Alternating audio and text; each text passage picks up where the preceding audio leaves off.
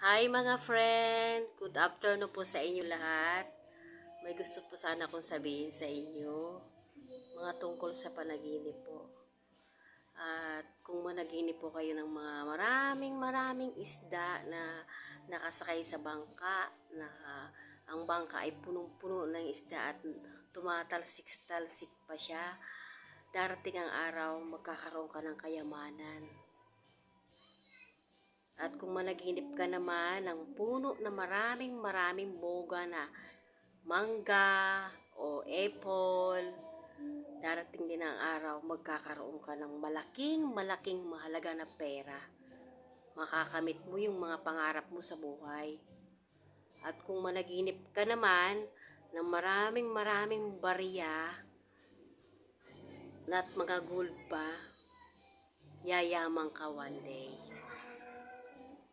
At kung managinip ka naman ng maraming langgam sa loob ng bahay nyo, yayaman ka rin. At sana magustuhan nyo ko.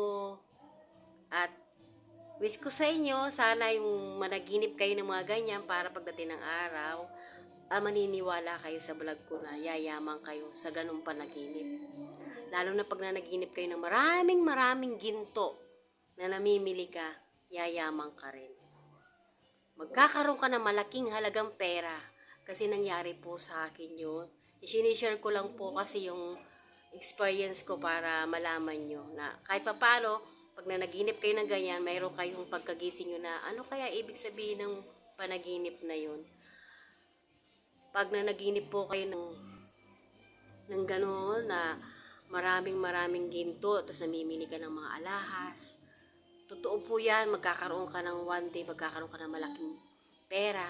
Kasi nangyari po sa buhay ko yun na nanaginip po ako na namimili ako ng mga ginto. Tapos nanaginip ako ng bangka na maraming isda. Nakabili pa ako ng bahay. May isang tao pong tumulong sa akin. Siya po ay foreigner. Nakabili po ako ng maraming mga bagay na gusto ng pamilya ko.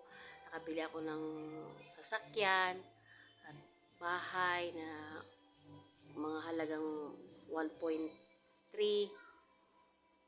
Naging totoo po yung mga panaginip ko na yun. Kaya ngayon, sinishare ko lang po sa inyo para po mayroon din po kayo natutunan. At sana po one day, maniniwala po kayo. At kung nangyari man sa inyo, sana po i-like nyo yung aking video.